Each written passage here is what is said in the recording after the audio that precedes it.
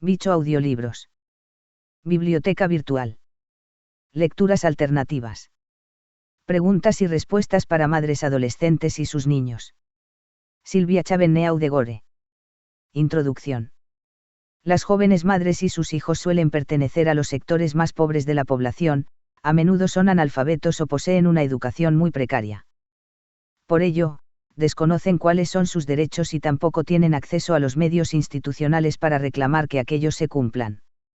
Además, en general, los recursos públicos y comunitarios capaces de efectivizar el cumplimiento de esos derechos son insuficientes, lo que da lugar a situaciones de mayor privación. La falta de mecanismos eficientes a los cuales recurrir hace que las soluciones ofrecidas sean poco variadas, siendo las respuestas más comunes la internación y la separación de los chicos de sus familias para ser ubicados con terceros. Asimismo, no hay recursos intermedios capaces de atender las situaciones complejas evitando que se conviertan en problemas graves. Es común que los organismos públicos, por deficiencias en la regulación legal, decidan respecto del destino de los chicos y de sus jóvenes madres sin escucharlos a ellos, ni a sus padres o familiares directos. Sin embargo, la Convención sobre los Derechos del Niño, adoptada por la Asamblea General de las Naciones Unidas el 20 de noviembre de 1989 e incorporada en la Constitución Nacional en 1994, obliga a los Estados partes a garantizar el derecho de que las niñas y los niños que estén en condiciones de formarse un juicio propio expresen su opinión, ya sea por sí mismos o por medio de sus representantes legales u órganos adecuados, en todos los asuntos que los involucren. Y, en particular, obliga a garantizar el derecho de que sean escuchados en todo procedimiento judicial o administrativo que los afecte. Pero para que esa escucha sea efectiva es necesario que haya suficientes operadores de derecho bien entrenados y capaces de representar y defender a las niñas y los niños. Si bien hoy los mecanismos de protección de los derechos de la niñez son escasos y no se hallan bien aceitados, los operadores pueden recurrir ante las instituciones públicas judiciales y administrativas para exigir el cumplimiento de los derechos consagrados por la Convención. Los derechos son exigibles y, por lo tanto, debe reclamarse su cumplimiento por parte de quienes están investidos de autoridad. Los operadores que están en contacto con las jóvenes y sus hijos deben conocer el contenido de los derechos que asisten a ambos grupos como sujetos amparados por la Convención, y deben saber que este instrumento obliga a los Estados partes a adoptar las medidas administrativas, legislativas y de otra índole que los tornen efectivos.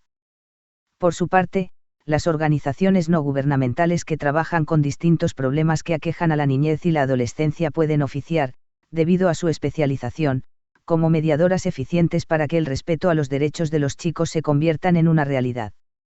A través de esta publicación, UNICEF de Argentina busca difundir los derechos, reconocidos en la Convención, que atañen a un grupo de la infancia especialmente vulnerable social y jurídicamente, el de las madres solteras adolescentes y sus hijos.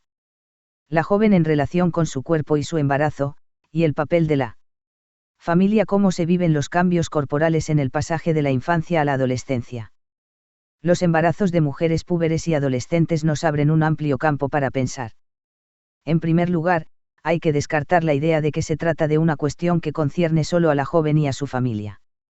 Un embarazo es el producto de la relación entre dos personas, y es muy común que el compañero de la joven sea también un adolescente. En consecuencia, es necesario detenerse primero en el despertar sexual de los jóvenes. Las niñas suelen entrar en la pubertad, la etapa anterior a la adolescencia, cuando se encuentran en sexto o en séptimo grado, esto es, entre los 10 y los 12 años, mientras que en los varones el proceso de cambio es más lento y ocurre entre los 12 y los 14 años. El cambio corporal provoca sentimientos muy variados entre las niñas y los niños, algunos sienten vergüenza, otros son más seguros.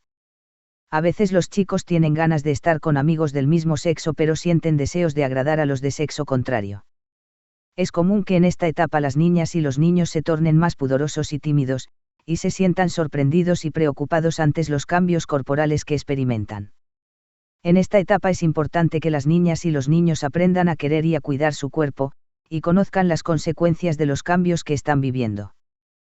Para ello, es necesario que cuenten con espacios, la familia, la escuela o las asociaciones religiosas o comunitarias, en donde puedan entablar un diálogo franco y tranquilizador acerca del cuerpo, la sexualidad y la relación con las personas de otro sexo. ¿Cuál es el papel de la familia en esta etapa? La irrupción de la sexualidad en los chicos no resulta indiferente al grupo familiar. Es muy importante que los adultos respeten las nuevas actitudes que estos manifiestan. Y que, al mismo tiempo, los acompañen a lo largo de estas transformaciones decisivas. Las necesidades que surgen entre los chicos ante el despertar de su sexualidad constituyen un tema que debe ser tratado en forma conjunta por padres y docentes. Los embarazos no deseados o problemáticos suelen ocurrir cuando estos temas fueron desconsiderados en el ámbito familiar y tampoco la escuela u otras organizaciones acompañaron a la familia en el proceso de educación. La preparación para la maternidad y la paternidad responsables es algo impostergable. Asimismo, la prevención de las enfermedades de transmisión sexual, en el especial el SIDA, debe ser tratada en el ámbito familiar y en la escuela, que puede acompañar la tarea educativa de la familia o incluso suplirla cuando ésta no cumpla esa función. La Guía de Salud número 4 de UNICEF ofrece información sobre este tema. ¿Qué sucede en la familia cuando una chica soltera queda embarazada? El embarazo de una hija adolescente soltera causa agudas crisis en la mayor parte de las familias, que entonces toman conciencia de un conjunto de aspectos de la relación paterno-filial que no se habían percibido o fueron descuidados. No es extraño que los adultos reaccionen de una forma que complica aún más una situación en sí misma difícil. El embarazo de la joven hackea las convicciones morales y religiosas del grupo familiar. Como esas convicciones varían según la familia, las conductas que se siguen son muy dispares. Una comprensión equivocada de la responsabilidad del autor del embarazo lleva a que algunos padres presionen para que su hija se case con él, otros quieren casarla con el primer candidato dispuesto a hacerse cargo de la situación. Hay quienes quieren que se practique un aborto, algunos optan por entregar en adopción a la niña o el niño que va a nacer y otros, por último, desean permanecer con el bebé y criarlo. Cada una de estas alternativas está relacionada con la historia familiar y con el modo en que se ha tratado, entre otros temas, la cuestión del crecimiento y el desarrollo sexual de los hijos. En cualquier caso, los miembros de la familia deben reconocer que cada una de estas salidas representa costos personales y sociales. Es posible ayudar a las familias que viven esta situación. En primer lugar, cuando se trabaja con las jóvenes embarazadas y sus familias, no hay que descuidar la distinción entre el embarazo de una adolescente soltera con una pareja estable, el que es producto de una relación casual y el que resulta de un noviazgo sin convivencia.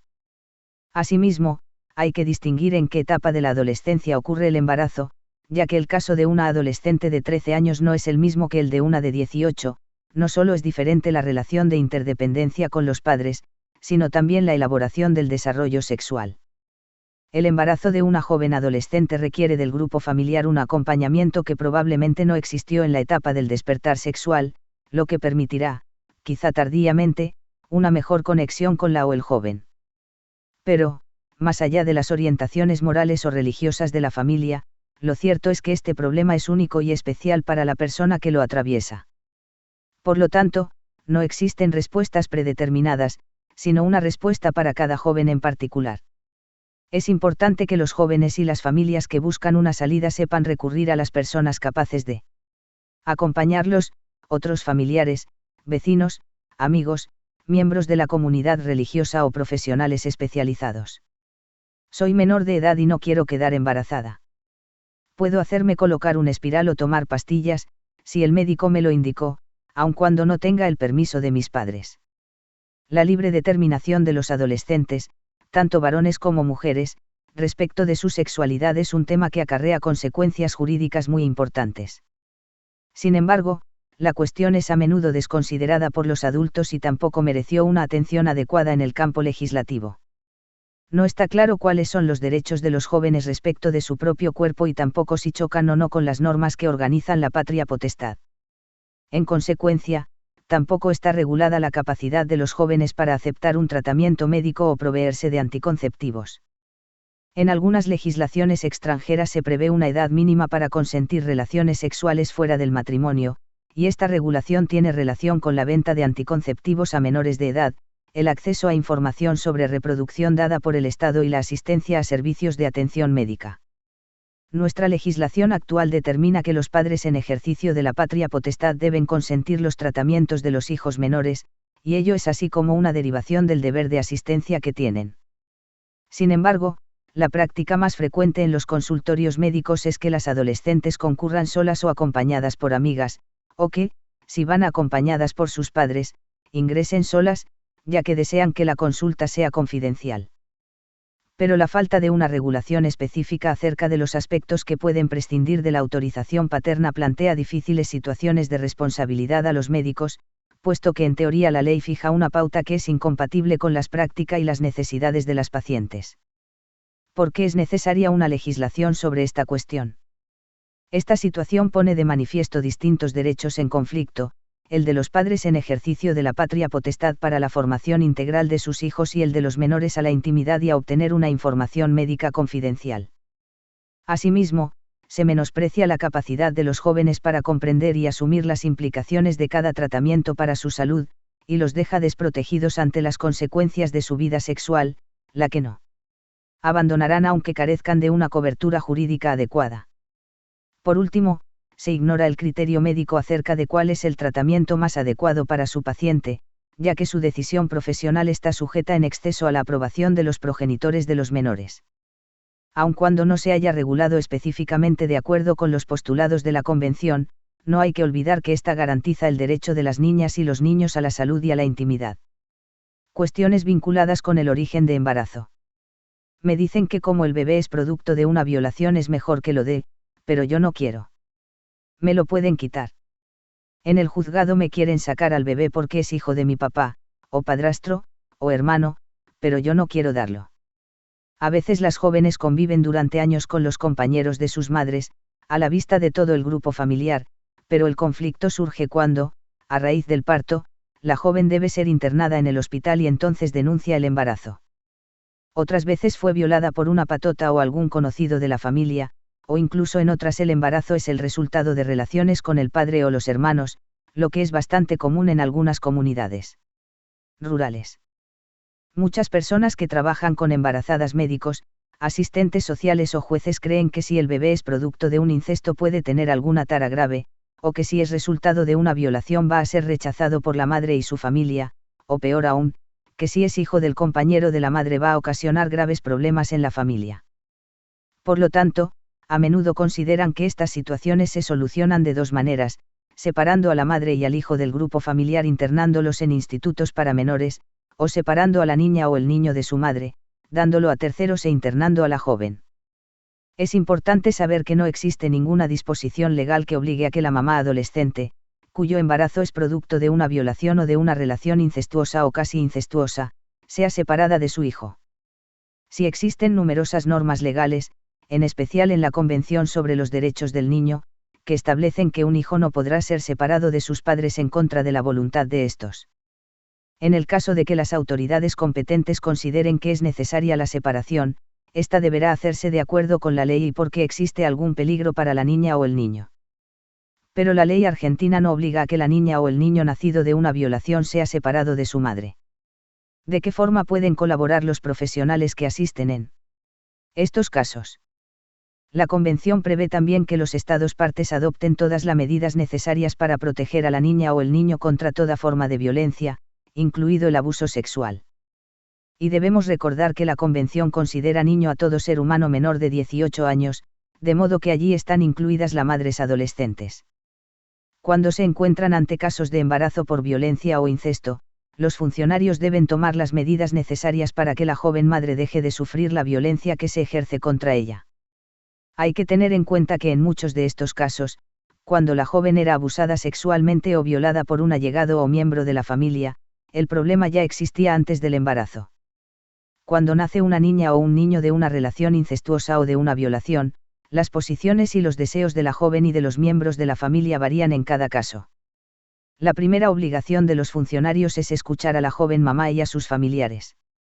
Solo de esta forma podrán conocer qué pasa en la familia y, en relación con el bebé, qué quiere la mamá, si acepta o no al hijo, o cómo va a responder la familia, si van a mirarlo como un bicho raro y culpando a la madre por su existencia o si, por el contrario, se ocuparán de reparar el dolor de la joven y de proteger a ambos. No quiero quedarme con el bebé porque quedé embarazada cuando me violaron. No quiero quedarme con el bebé porque es hijo de mi papá, o hermano, o padrastro. En muchos casos, la joven no quiere permanecer con su hijo porque es producto de un embarazo no deseado, de un hecho delictivo o de una relación incestuosa. Si el deseo de la joven es desprenderse del bebé, debe tenerse en cuenta su voluntad. Ya vimos que la Convención garantiza el derecho de las niñas y los niños a expresar su opinión en todos los asuntos que los afectan. Y nada obliga a la joven a conservar al hijo. ¿Cómo deben actuar los funcionarios en los casos en que los padres de la joven quieren criar al bebé, aun en contra de los deseos de la madre? Si el deseo de la joven es desprenderse del bebé, hay que tener en cuenta su voluntad. Y en el caso de haber oposición de los padres, es necesario trabajar con gran cuidado, reconociendo las particularidades de cada grupo familiar. Por ejemplo, evaluar si el autor del embarazo pertenece a o permanece en el entorno de la joven para determinar cuál de las decisiones retirar al bebé o dejarlo en el seno familiar es la más apropiada para el interés de ambos. Se trata de un problema particularmente delicado puesto que se enfrentan derechos, el de la joven a no permanecer con el hijo, el del hijo a permanecer en su núcleo de origen y el de los parientes a conservarlo con ellos. Como todos estos derechos están reconocidos legislativamente, solo se puede tomar una determinación ante cada caso en particular. Derechos y obligaciones de los padres y familiares de la joven. Embarazada o de la madre soltera. Mi mamá o mi papá, madrastra o padrastro, me quieren echar de casa porque estoy embarazada, o no quieren que me quede con mi hijo. A menudo los embarazos adolescentes son el resultado de situaciones de descuido hacia las hijas y, cuando se produce, los padres, en ejercicio de un malentendido derecho de corrección, las excluyen del hogar o las maltratan hasta provocar su fuga. Para los progenitores que carecieron de modelos cariñosos y acompañantes de crianza es muy difícil, a menudo, comprender que la crianza de los hijos es, más que una tarea centrada en el disciplinamiento, la corrección y el castigo, una manera de acompañarlos y guiarlos en su crecimiento. Por ello, es posible que ante un embarazo inesperado la respuesta de los padres o familiares de la joven sea un absoluto rechazo, culpándola por haber transgredido las normas de la buena crianza. Pero los padres deben saber que no pueden echar de su casa a sus hijas menores de 21 años porque ellas aún están bajo su patria potestad. Y la patria potestad, al mismo tiempo que otorga derechos a los padres, por ejemplo, el de corregir a sus hijos, les impone obligaciones para con estos, la de alimentarlos y darles vivienda. Si los padres disponen, debido a problemas de convivencia, que sus hijos vivan en otro lugar con conocidos o familiares, esto no los desliga de su obligación de darles vivienda, alimentarlos y cumplir con los demás deberes de la patria potestad. Mucho menos pueden, con el pretexto de corregirlos, maltratarlos hasta provocar su fuga.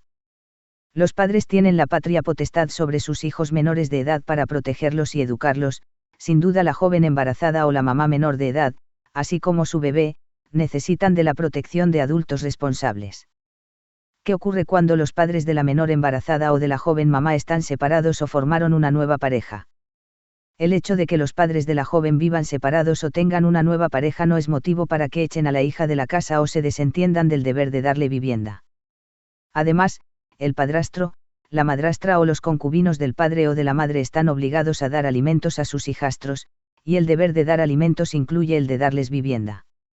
Estas disposiciones se encuentran en Código Civil, son obligatorias para todas las personas que habitan nuestro país.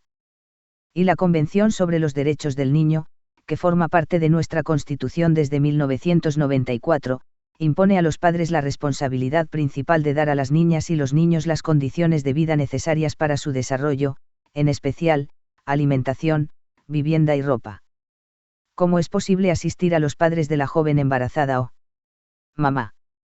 A menudo la expulsión del hogar de la hija embarazada o mamá soltera obedece a que la familia no está preparada para afrontar las responsabilidades que implica un nuevo miembro en el grupo. Generalmente, se trata de familias de progenitores muy vulnerables y, debido a las privaciones que ellos mismos sufrieron, tienen dificultades para proteger a su prole. Pero esto no significa que se deba descalificarlos como padres. Al contrario, es necesario trabajar con esos grupos proporcionando los recursos para que acepten la situación y reviertan sus actitudes hostiles. La Convención indica que los padres tienen la responsabilidad primordial en la crianza y el desarrollo de la niña o el niño y señala, además, que los Estados partes deben prestar asistencia adecuada para el cumplimiento de esas funciones. Asimismo, le corresponde a los Estados colaborar con los padres que debido a su situación personal no sepan o no puedan cumplir su función. Para ello, los gobiernos deberán proporcionar servicios de asesoramiento, recursos como guarderías o jardines maternales y otras alternativas para colaborar con el cuidado y la educación familiar de los hijos. Mi mamá me dice que le deje al nene en el Chaco, que ella lo va a criar. ¿Qué hago? Esta es una pregunta difícil de responder. Antes de hacerlo hay que hacerse dos preguntas, también difíciles: ¿qué quiero hacer, y puedo cuidar yo sola a mi hijo? Es común que muchas madres solteras, en especial si son muy jóvenes, dejen a sus niñas o niños al cuidado de la abuela, la tía, otros familiares o aun de amigos. Debido a la falta de dinero o de ayuda del padre de la niña o el niño o de otras personas se ven en dificultades para criarlo, en consecuencia, para no desprenderse definitivamente de su hijo lo dan a familiares que, a menudo, viven muy lejos. Si bien esto en principio puede resultar un buen arreglo, a medida que las niñas o los niños crecen surgen dificultades. Por ejemplo, estos se encariñan con las personas que los criaron, y como no ven prácticamente a la mamá, crecen creyendo que la mamá es la abuela o la tía. En esos casos, puede ocurrir que cuando la mamá quiera recuperar al hijo, éste no desee volver con ella y las personas que lo criaron tampoco deseen devolverlo. Otras veces, sucede lo contrario. Pasan los años, los chicos son adolescentes y, como no se llevan bien con las personas que los criaron, quieren irse, o bien las personas que los criaron desean que vuelvan con la madre. En este caso puede ocurrir que no se adapten, porque nunca convivieron con la mamá o porque ésta formó una familia y tiene otros hijos, y entonces no tengan con quién vivir. Si la situación es muy seria, la madre puede recurrir al juez para que le devuelvan el hijo, o los que los criaron pueden hacer lo mismo para que se obligue a la madre a hacerse cargo de este. Pero no hay ninguna ley que establezca qué hacer en estos casos. Se trata de situaciones muy complejas como para resolverlas solo con una norma legal y, además, es posible que la decisión del juez deje descontentos a algunos. ¿Cómo es posible brindar ayuda en estos casos? En primer lugar, hay que tener en cuenta que la Convención establece el derecho de los chicos a no ser separados de sus padres en contra de la voluntad de estos, excepto en casos muy especiales. En consecuencia, los Estados partes están obligados a ocuparse de que la separación no ocurra y, en el caso de que sea inevitable, a hacer todo lo necesario para que la niña o el niño mantenga un contacto regular con sus padres. Además, hay que tener en cuenta que los chicos tienen derecho a expresar su opinión libremente en los procedimientos judiciales o administrativos que decidan acerca de su futuro, de modo que, si tienen edad suficiente, hay que escucharlos para saber con quién o quiénes quieren vivir. Es verdad que mis padres nos pueden obligar a casarnos a mi novio y a mí porque quedé embarazada. No. Casarse es un derecho de las personas. En consecuencia, aun cuando un muchacho haya dejado embarazada a una chica, no está obligado a casarse con ella, ni tampoco está obligada la joven embarazada. Las obligaciones de ambos serán con el bebé que va a nacer. Desde 1986, la ley argentina establece la igualdad entre las hijas y los hijos matrimoniales y extramatrimoniales. Todos tienen los mismos derechos, de modo que, desde el punto de vista de la protección de las niñas y los niños, no hay diferencias por el hecho de que sus padres estén o no casados. Mi mamá no me deja cuidar a mi hija porque dice que ella tiene la patria potestad. Es cierto. Legalmente, las mamás y las embarazadas adolescentes son menores de edad, impúberes si tienen menos de 14 años y púberes si son mayores de esa edad. Aunque la ley establece diferencias entre las púberes y las impúberes, ambas tienen restricciones respecto del ejercicio de sus derechos. Pero que tengan limitaciones no significa que no tengan derechos. En el caso de la relación con sus hijos es posible afirmar que tienen la patria potestad sobre ellos, pero lo cierto es que es algo muy discutido y tampoco hay claridad acerca de cómo pueden ejercerla. ¿Cuál es entonces la función de los abuelos? Para resolver esta cuestión el código establece la función de los abuelos del bebé. Cuando el padre o la madre son menores de edad y viven con sus progenitores, la ley señala una preferencia para que los abuelos, que ejercen la patria potestad sobre la madre o el padre solteros menores de 21 años, tengan al bebé bajo su amparo o cuidado. La tutela de los abuelos debe ser otorgada por el juez, a pesar de que a menudo no se cumpla con este requisito.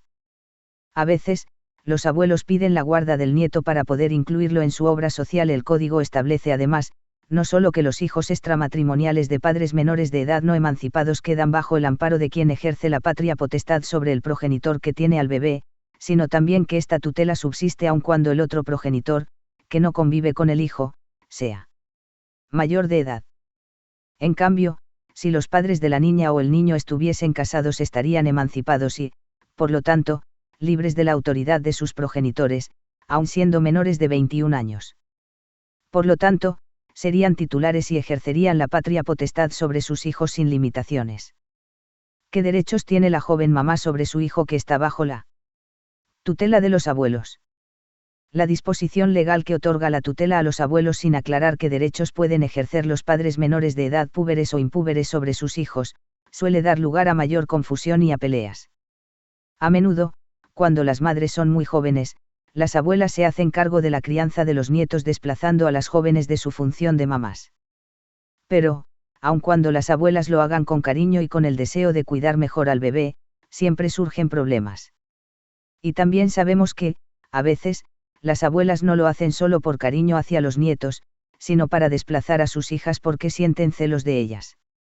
La consideración de la niña o el niño como objeto de posesión de los adultos, que está presente de forma subyacente en muchas personas, se manifiesta particularmente en estas circunstancias.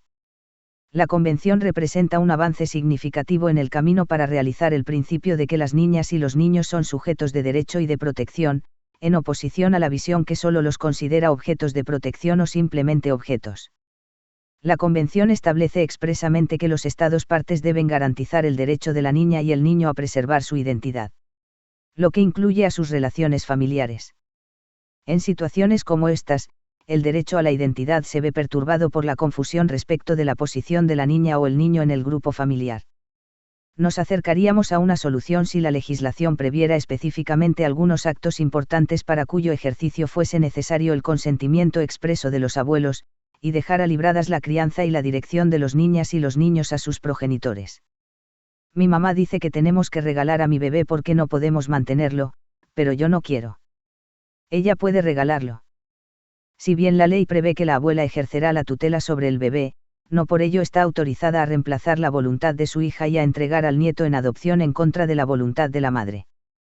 Para definir si la niña o el niño permanece o no en el seno de la familia, no debe admitirse que la voluntad de ninguna persona del grupo familiar sea más importante que la de la mamá o el papá que lo han reconocido. Así como es importante escuchar a los abuelos que quieren criar al nieto a pesar de que la mamá menor de edad desea entregarlo, porque esto posibilitaría que la niña o el niño sea criado por su familia de origen, no debe permitirse la alternativa inversa. Permanecer en el seno de la familia es un derecho de las niñas y los niños, y conservar al hijo es un derecho de la madre. Ambos están claramente reconocidos por la Convención sobre los Derechos del Niño. Ante cualquier oferta o amenaza, la joven madre deberá recibir ayuda de los organismos del Estado o de la comunidad para conservar al hijo. Y en los casos de entrega del bebé por quien ejerce la tutela, en contra de la voluntad de la mamá, podemos pensar que se está cometiendo el delito de sustracción de menor, delito castigado por el Código Penal, aunque quien lo cometa sea la abuela. ¿Qué asistencia debe recibir la familia que desea criar al bebé? La Convención prevé expresamente que los Estados partes deben prestar asistencia adecuada a los padres y tutores para la crianza de la niña o el niño. Y los gobiernos están obligados a crear instituciones y servicios para el cuidado de los chicos, favoreciendo que estos permanezcan con su mamá. Es importante señalar que la Convención habla de servicios y no solo de instituciones. Una respuesta común por parte de los Estados es internar a las niñas o niños y a las jóvenes mamás en institutos cuando la familia no puede hacerse cargo de ellos. Pero este no es el único mecanismo de protección, ni tampoco el mejor.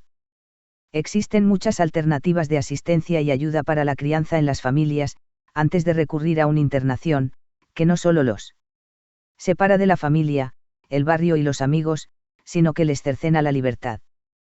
¿Cómo se hace para que mi hija esté en la obra social de mi papá?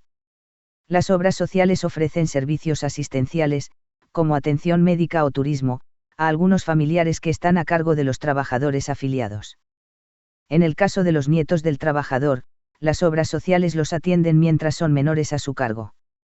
Para ello, exigen que los menores estén bajo la guarda de los abuelos, y para obtener la guarda hay que hacer un trámite ante un juez de menores o de familia, y ante una asesoría de menores o una autoridad administrativa en aquellos lugares donde no hay juez. Estoy embarazada. Mis padres no quieren a mi novio y no me dejan casar. Nosotros queremos casarnos, ¿qué podemos hacer? Los hijos menores de 21 años necesitan la autorización de sus padres para casarse. Pero si ambos padres o uno solo de ellos se oponen, es posible pedir la autorización del juez.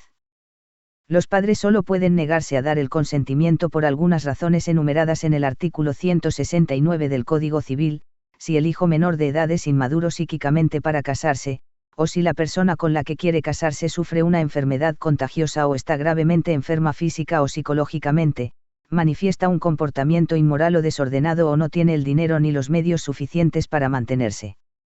Además, el Código menciona otras prohibiciones especiales, por ejemplo, algún parentesco entre los novios o que alguno de ellos esté casado. Los padres deben probar que el novio de la joven embarazada está en alguna de las situaciones mencionadas y solo entonces el juez decidirá si da o no su autorización en reemplazo de la de los padres. El juez me dará la autorización ya que estoy embarazada. El embarazo de la novia no obliga al juez a autorizar directamente el casamiento. Aunque muchas personas creen que ante la existencia de un embarazo el juez autoriza siempre el casamiento, y en otra época la ley lo establecía así, en la actualidad el juez dará mayor importancia a la posibilidad de que el matrimonio sea conveniente para los novios. El hecho de que los padres no estén casados no tiene consecuencias para la niña o el niño que va a nacer, sus derechos serán los mismos que los de los hijos de padres casados. Los derechos y las obligaciones del progenitor del hijo de la joven. Mamá, no quiero que el padre del bebé lo reconozca. Puede hacerlo aunque yo me oponga. En efecto, los padres pueden reconocer a sus hijos aunque las madres no quieran.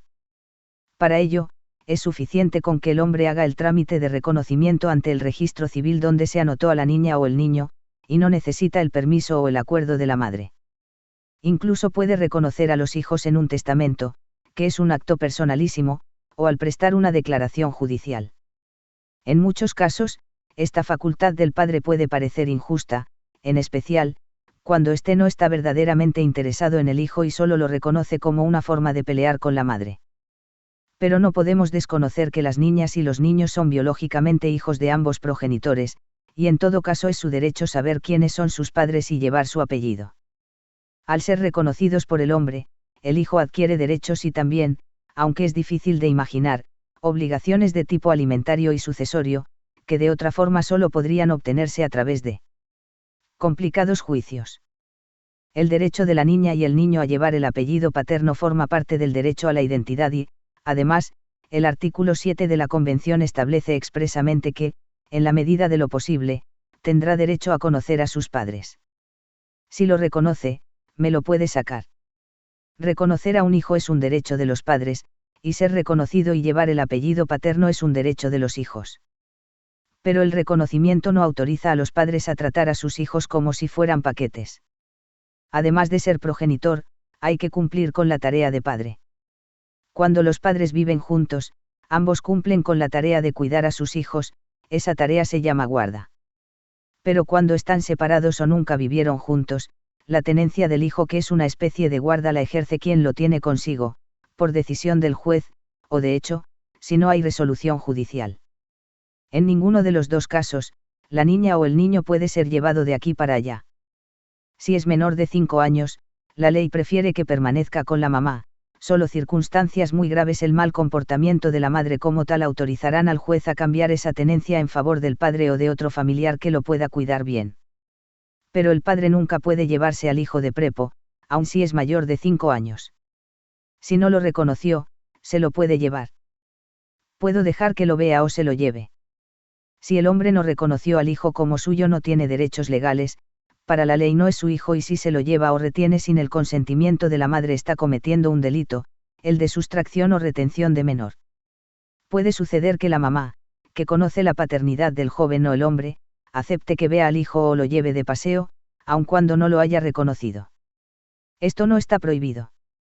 Pero debe quedar claro que por tratarse de padres solteros, para los que la ley no presume paternidad mientras no haya reconocimiento del hijo, el padre no puede exigir llevárselo consigo o visitarlo. El padre del bebé se abrió y dice que no es su hijo. Puedo obligarlo a que lo reconozca. Lamentablemente, muchos padres no se hacen responsables de su paternidad, sin importarles que sus hijos queden sin padre debido a su actitud. Nadie puede obligar a los hombres a que reconozcan a los hijos, ni siquiera las mamás, ya que el reconocimiento es un acto personalísimo y totalmente librado a la voluntad de la persona que tiene que reconocer. No obstante, es posible que la madre inicie, en representación de su hijo, un juicio llamado de reclamación de la paternidad extramatrimonial, para probar que ese hombre es el padre. Actualmente se practican análisis de sangre que permiten saber casi con absoluta certeza si una niña o un niño es o no hijo de determinadas personas. Si en el juicio se prueba quién es el padre, éste tiene la obligación de mantener al hijo, y si no cumple con la obligación se lo podrá demandar para que lo haga. Además, por no haber reconocido al hijo voluntariamente, se podrá demandarlo para que lo indemnice por el daño que le ocasionó al negarle un padre desde el nacimiento. El padre de mi hija dice que no quiere saber más nada conmigo y no la reconoció. ¿Le puedo pedir la mantención? Si el hombre no reconoció a la niña o el niño, no es posible exigirle que pague alimentos. Primero habrá que demandarlo para probar que es el padre y, una vez probado, se podrá pedir que pase alimentos al hijo. Si se trata de un padre menor de edad o que no tiene dinero, se podrá demandar a sus padres para que alimenten al nieto. Esto no significa que la mamá soltera y sus padres dejen de cumplir con las obligaciones que les corresponden. ¿Y si lo reconoció? En ese caso no hay que probar previamente la paternidad y es posible demandar directamente al padre para que cumpla con su obligación. Cuestiones relativas a la situación de la embarazada o la joven madre. Tengo SIDA. ¿Me pueden sacar al bebé? Una persona que adquiere el virus del SIDA o HIV atraviesa distintas fases en la evolución de la enfermedad. En las primeras etapas la persona es portadora y luego sufre la enfermedad. En una relación materno-filial no hay riesgo de contagio de la enfermedad, ya que el virus se transmite a través de las relaciones sexuales o por el ingreso de sangre infectada. La transmisión de la enfermedad de la madre al hijo puede tener lugar durante el embarazo o en el momento del nacimiento. Las caricias y cuidados maternales al bebé no transmiten el SIDA. Por lo tanto, el hecho de que la mamá sea portadora del HIV no es motivo para que pierda la tenencia de un hijo, ya que está en condiciones de ejercer todos los deberes y tener todos los derechos que surgen de la patria potestad. En los casos en los que la mamá, aun no siendo enferma sintomática, necesite tratamientos que complican la crianza del hijo, se podrá recurrir a sus familiares para que colaboren. Pero ni el hecho de ser portadora o enferma, ni la discriminación social cubierta o encubierta que puede sufrir una niña o un niño porque sus padres son víctimas del SIDA, autoriza la separación. La Ley Nacional 23.798 establece expresamente que las medidas adoptadas con personas afectadas por el SIDA en ningún caso podrán afectar la dignidad de la persona, producir marginación, estigmatización, degradación o humillación, o incursionar en el ámbito de la privacidad de cualquier habitante de la Argentina. Y la Convención sobre los Derechos del Niño asegura que todos los derechos que menciona serán aplicados a cada niña o niño sin distinción alguna, independientemente de sus impedimentos físicos o los de sus padres. Decidir la separación de una niña o niño del lado de sus padres porque estos tienen SIDA, si la enfermedad no ocasiona trastornos en la crianza. Es un acto discriminatorio. En el hospital me dijeron que es mejor que entregue al bebé que. Espero porque, como soy menor, si no lo doy el juez me va a internar. Es cierto. La mamá adolescente y su hijo o la embarazada menor de edad son personas y, por lo tanto, titulares de derechos. El vínculo biológico entre la mamá y su hijo tiene consecuencias jurídicas como la filiación y la patria potestad, tanto la mamá como el hijo tienen el derecho de ejercitar esas relaciones jurídicas. Como muchas veces las madres adolescentes solteras solas son más vulnerables que las mujeres mayores o con familia, se aplican ciertos controles con el propósito de protegerlas. Por ejemplo, en algunas provincias, si una adolescente embarazada o mamá soltera sin familiares asiste a un hospital, la institución debe poner la noticia en conocimiento de los jueces o asesores de menores. Pero a menudo las instituciones no cuentan con suficiente personal idóneo para tratar estos problemas y consideran que la opción aparentemente más sencilla, deshacerse del bebé entregándolo en adopción, es lo que más le conviene a las chicas. Si bien es cierto que en algunos casos los jueces consideran que lo mejor es que una mamá se desprenda del hijo, o que ambos estén internados o Que la mamá esté internada y dé al hijo en adopción, en ningún caso hay que olvidar el derecho que tienen la mamá y el bebé de estar juntos. Tengo miedo de ir al hospital porque creo que me van a internar y a separar del bebé. Es imprescindible que una mamá adolescente o una joven embarazada, así como las personas que trabajan con ellas, tengan en cuenta que no debe internarse a una joven por estar embarazada si cuenta con un grupo de familiares o amigos que cuiden de ella y de su hijo. Es aconsejable que la joven menor de edad que concurre a un hospital o a declarar ante autoridades judiciales, lo haga acompañada de familiares mayores de edad. Es importante que estos hagan saber a las autoridades que pueden responsabilizarse por la mamá y su hijo, evitándose así internaciones innecesarias. La identificación del bebé recién nacido. ¿Cómo se identifica al recién nacido? Hay distintos métodos de identificación del recién nacido, algunos más eficientes que otros. La forma más tradicional y segura es tomarle las huellas de la planta del pie, pero en algunos lugares que no cuentan con este método se coloca una pulsera en la muñeca del bebé. Actualmente, la Ley 24.540 establece que es obligatorio identificar a todo recién nacido, vivo o muerto, y a su mamá mediante la toma de huellas papilares. Así, durante el trabajo de parto, se deben tomar las huellas de los dedos pulgares de la madre y, producido el parto pero antes de cortar el cordón umbilical, las huellas plantares del recién nacido. Esta identificación deberá hacerse en una ficha especial, en la que también se anotan los datos de la madre, el nombre del médico que atendió el parto, el hospital y la persona que identificó a la mamá y al bebé. La Ley 24.540 rige para todo el país, pero como aún no fue reglamentada el procedimiento de identificación no se cumple como está previsto. Voy a tener al bebé en el hospital. ¿Cómo sé que no me lo van a cambiar? Como vimos, en el momento del parto deben tomarse las huellas papilares al bebé y su mamá. Esto se hace en una hoja especial que queda guardada en el hospital. Si se sospecha que el bebé fue cambiado, hay que comparar las nuevas huellas tomadas al bebé con las que se tomaron en el momento del nacimiento y se conservaron en el hospital. Todas las personas tenemos un dibujo en nuestra piel que no se repite en otros seres humanos y que, además, permanece idéntico toda la vida. Al estudiar esos dibujos, que son las huellas plantares o digitales, es posible identificar a una persona.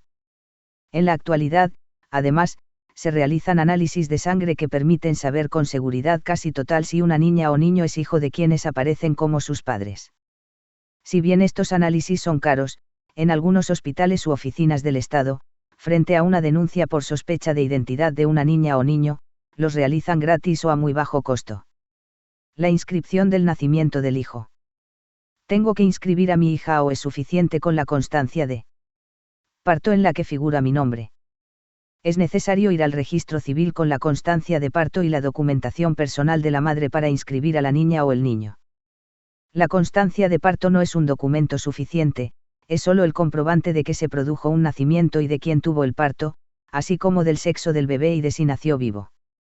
Pero sin inscripción en el registro civil es como si la niña o el niño no existiese para la sociedad, no podrá ser bautizado, ir al colegio o viajar, se podrá discutir quiénes son sus padres y, con el tiempo, será necesario hacer un trámite especial para inscribirlo, ya que después de un plazo determinado habrá que esperar una amnistía y o pagar una multa por hacer tarde la inscripción. Cuando se entrega la constancia de parto en el registro civil, esta oficina hace la partida de nacimiento que es la verdadera documentación del bebé, de ella surge que la niña o el niño tiene un nombre y que es hijo de sus padres y lleva su apellido. Además, el registro civil da todas las copias de la partida de nacimiento que se necesiten, si la primera se perdió o destruyó. Tengo que llevar mi documento de identidad cuando voy al parto. Es muy importante llevarlo porque de ese modo se acredita quién es la mujer que efectivamente tuvo el parto. Al anotar en la constancia de parto el nombre de la madre se evita que el bebé pueda ser inscripto como hijo de otra mujer que se apropió de la constancia de parto, ya sea porque el bebé fue cambiado o robado a la verdadera madre. Actualmente, si la madre se identificó con su documento, cualquier autoridad del hospital puede realizar la inscripción de la niña o el niño como hijo de esa mujer en el registro civil, en el caso de que ella o sus familiares no puedan hacerlo. De ese modo el bebé tendrá su filiación, o sea la relación legal con su mamá, desde el principio. ¿Y si no llevo el documento? La falta de documento, sin embargo, no es un impedimento para que la mamá reciba atención médica en el momento del parto. Si no se tiene ningún documento en el momento de ingresar al hospital, es conveniente proporcionar la mayor cantidad de datos posible, nombres completos, fecha de nacimiento, domicilio, todo de la forma más clara y completa. Si en el momento del parto no se presentó el documento, habrá que hacerlo cuando se recibe el alta, pero no hacerlo tampoco es razón suficiente para impedir que retire a su hijo del hospital. Y en el hospital deberán tomar las precauciones necesarias para asegurarse que se está entregando el bebé a quien tuvo el parto. No puedo ir al hospital a buscar a mi bebé. Puede retirarlo otra persona. Cuando el bebé sea retirado por alguien que no es su madre, esa persona deberá ser identificada de la forma más completa posible. La ley de identificación del recién nacido, aún no reglamentada, ordena que cuando la niña o el niño sea retirado del hospital sin su madre, deberán tomarse las huellas papilares y registrarse los datos personales, el documento y las huellas digitales de los dedos pulgares de la persona que lo retira. ¿Qué documentación me tienen que dar en el hospital cuando nazca mi bebé?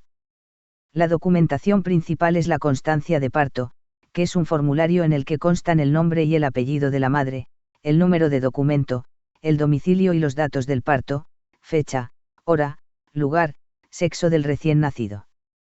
Esa constancia deberá estar firmada por el médico o la partera que atendió el parto y llevar el sello con el número de matrícula profesional, además del sello del hospital.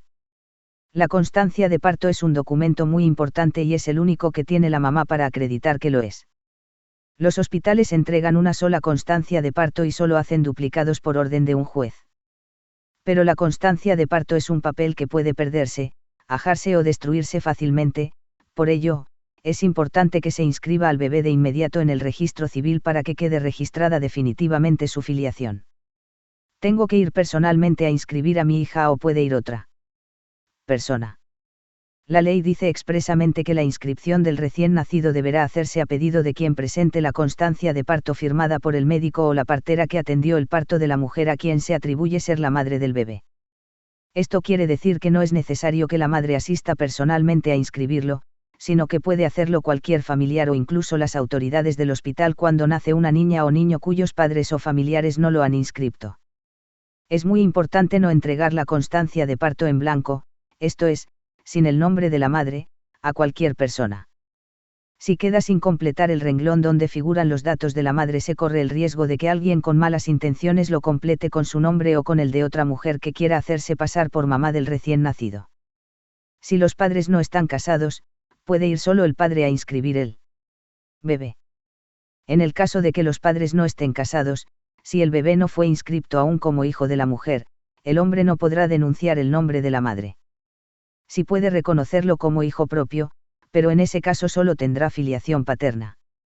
Soy menor de edad, necesito la autorización de mis padres o del juez para inscribir a mi hijo. No.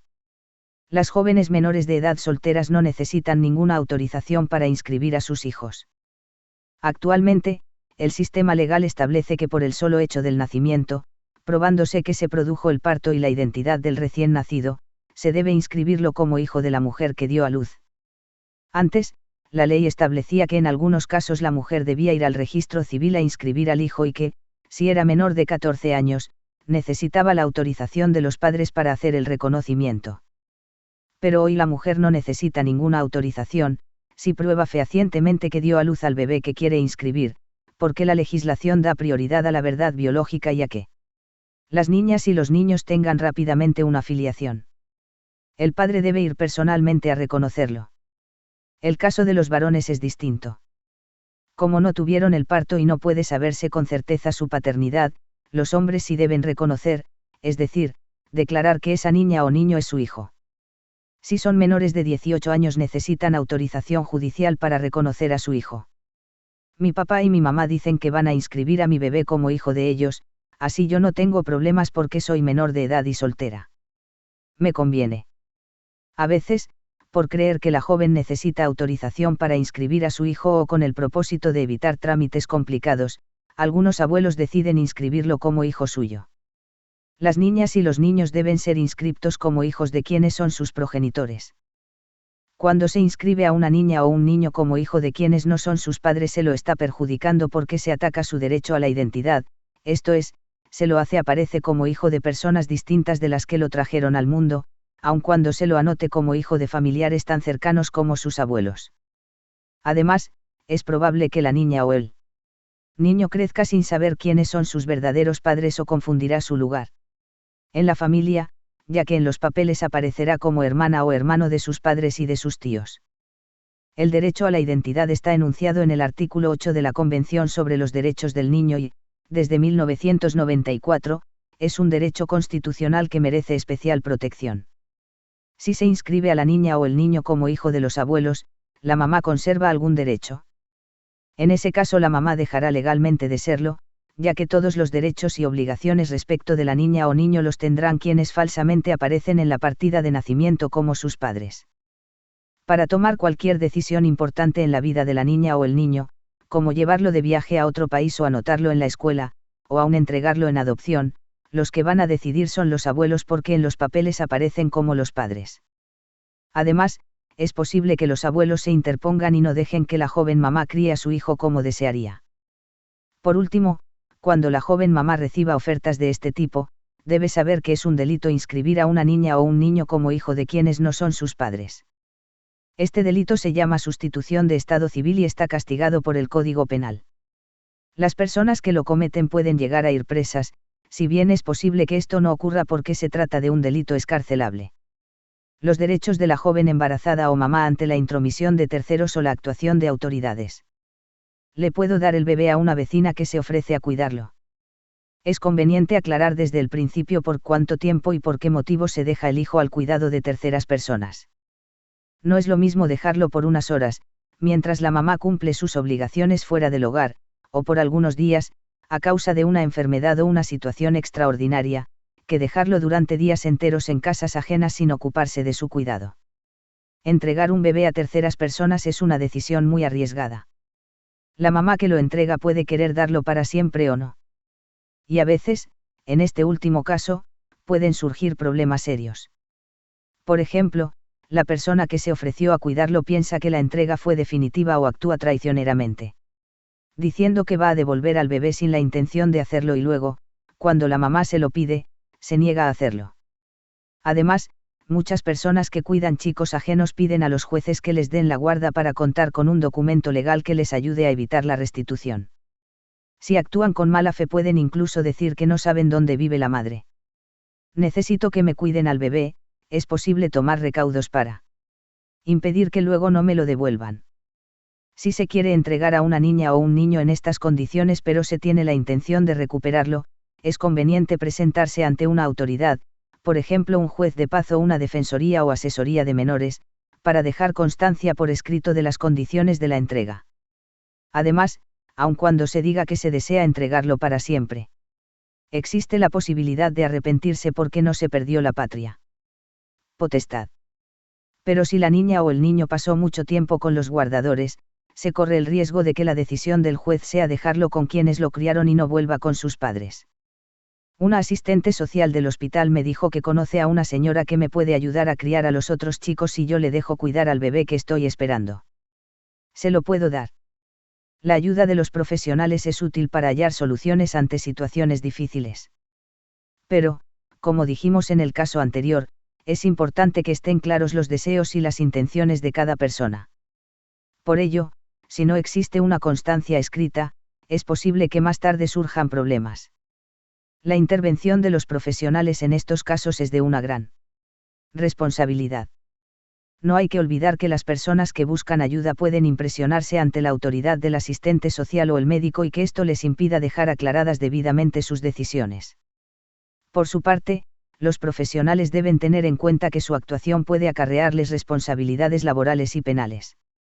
Soy mayor de edad y quiero entregar a mi bebé, pero no quiero ir a los tribunales a que me hagan las mismas preguntas que ya me hicieron en la maternidad. ¿Puedo evitar ir al juzgado?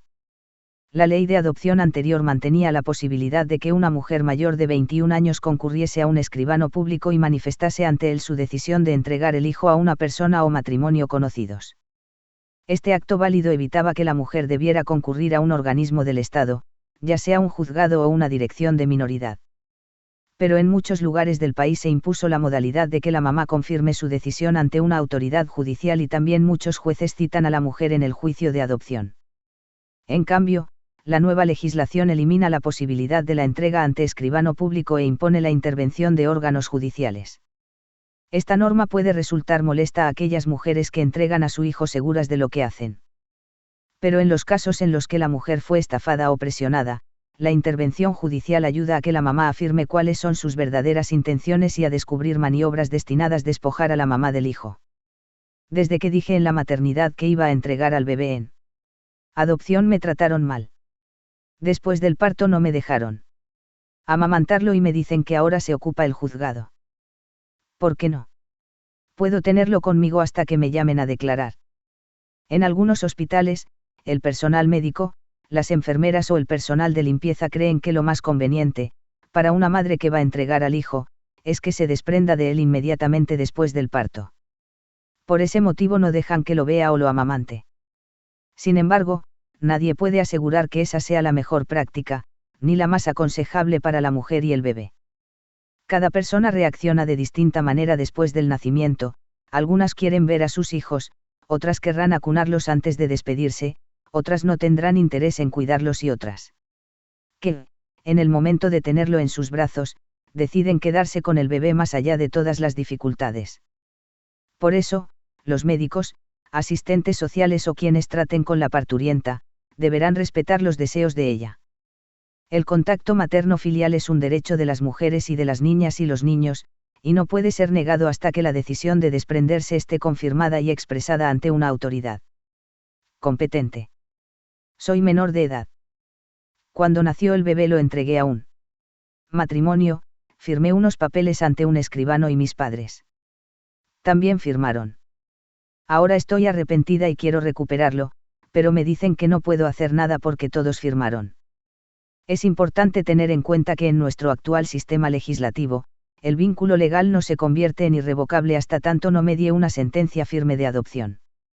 Las instituciones públicas que trabajan en adopción, juzgados, direcciones de minoridad, etc., saben que, pese a haber manifestado inicialmente la voluntad de entregar al hijo en adopción, muchos progenitores se arrepienten y quieren recuperarlo. Debemos recordar, pues, que hasta tanto no exista una sentencia firme de adopción, hay numerosas circunstancias que pueden dar lugar a reclamar y lograr la restitución de la niña o el niño. ¿Y si mis padres no firmaron ningún documento porque viven lejos y es difícil comunicarse con ellos? Aunque a veces se labren actas en las que madres y padres menores de edad manifiestan que entregan a su hijo en adopción ante un escribano público, aunque en algunas pocas ocasiones se omita hacer firmar esas actas a los abuelos del bebé y aunque en ciertas circunstancias las reparticiones públicas no llamen a los representantes legales de los jóvenes para que digan si están o no de acuerdo con que la niña o el niño sea entregado en guarda a terceros, estas son prácticas viciadas. A menudo las chicas embarazadas no quieren que sus familias se enteren del embarazo y se marchan de su lugar de origen. Sin embargo, es muy importante que los representantes legales, padres o tutores, sean escuchados por la autoridad judicial y presten su consentimiento para que la joven entregue al hijo. Los adultos pueden evitar que personas inescrupulosas saquen provecho de la inexperiencia y la eventual desesperación de una joven empujándola a tomar una decisión que no está totalmente firme. Por otra parte, si bien no está establecido en la legislación que es necesario el consentimiento de los padres para que sus hijas entreguen a la niña o el niño en adopción, sí está establecido que los abuelos son los responsables legales de sus nietos cuando los progenitores son menores de edad y no están casados. En varios países latinoamericanos la legislación establece expresamente que para dar en adopción a su hijo, el progenitor adolescente debe necesariamente concurrir ante el juez acompañado de su padre o representante legal, quien también deberá prestar su consentimiento. Además, a partir de la incorporación de la Convención sobre los Derechos del Niño a nuestro derecho interno, el Estado debe respetar las responsabilidades, los derechos y los deberes no solo de los padres, sino también los de los familiares respecto de la crianza de las niñas y los niños, así como el derecho de estos a permanecer con sus familias de origen. Por lo tanto, a través de esta normativa, se puede exigir el consentimiento de los adultos responsables cuando se trate de entregar a una niña o un niño. Los terceros que tienen bajo su guarda a la mamá y el bebé pueden decidir todo acerca de ellos. A veces las jóvenes, y por lo tanto su hijo, están bajo la guarda de personas que no son sus padres, porque estos murieron o no se ocupan de los ellos. Los guardadores tienen la misión de reemplazar a los padres en la tarea de educar y asistir a las personas a su cargo, y deben asumir las mismas responsabilidades que los progenitores, tanto respecto de los chicos como ante la sociedad y el Estado. Pero los guardadores no tienen facultades absolutas sobre las personas que tienen a su cargo. Su esfera de actuación es más restringida que la de los progenitores y queda sometida a control judicial mientras dure la guarda. Los guardadores se limitan a cuidar y educar a los chicos que tienen a su cargo, pero no los representan en los actos más importantes. Las decisiones más trascendentes para la vida de las niñas o los niños que están bajo la guarda de terceros deben ser tomadas por sus padres, si están vivos, son capaces y no fueron limitados en el ejercicio de la patria potestad. Pero si los padres están muertos o inhabilitados y no hay otros representantes legales, deberá intervenir una autoridad judicial, que por cierto tendrá que decidir respetando las normas y los principios rectores establecidos por la Convención, esto es, la consideración del interés superior de la niña o el niño, su derecho a ser oído, a permanecer en el seno de la familia de origen y a mantener contacto asiduo con sus progenitores en el caso de no poder convivir con ellos. Cuando los guardadores se comporten de forma inconveniente con sus protegidos, se puede pedir a la autoridad judicial que deje sin efecto la guarda. Como sus derechos no tienen la misma jerarquía que los de los padres, pueden ser reemplazados sin por ello vulnerar los derechos fundamentales de las niñas y los niños y sus familias. La joven embarazada o mamá en relación con su escolaridad. Me pueden echar del colegio porque estoy embarazada. No existe ninguna disposición legal de carácter nacional que indique que las autoridades de las escuelas primarias o secundarias pueden excluir de las aulas a una joven debido a su embarazo. La costumbre de obligar a una alumna a dejar la escuela al descubrirse su embarazo es solo eso, una costumbre asentada en concepciones morales pero no legales. La exclusión, practicada por alguna institución fundamentada en reglamentos internos, es un acto discrecional y por lo tanto atacable jurídicamente.